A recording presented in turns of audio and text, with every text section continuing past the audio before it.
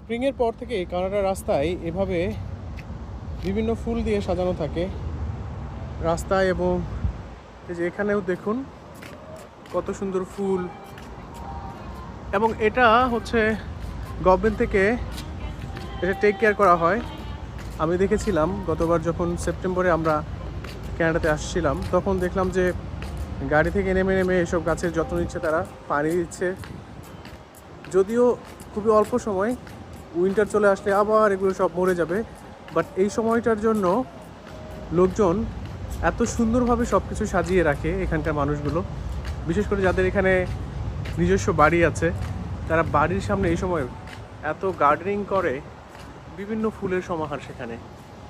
কানাডার মানুষ আসলে সৌন্দর্য প্রিয়। দেখুন কতটা সৌন্দর্য বাড়িয়ে দিয়েছে, সবাই কত সুশৃঙ্খল। ওই যে ওখানে সিগন্যাল পড়েছে, এখন গ্রিন লাইট দিবে, গ্রিন লাইট দিয়েছে, এখন এরা স্টার্ট করবে যাত্রা। সবাই খুব নিয়মকানুন মেনে চলে, সৌন্দর্য পিপাসু মানুষকে কমপ্লিমেন্ট করতে জানে।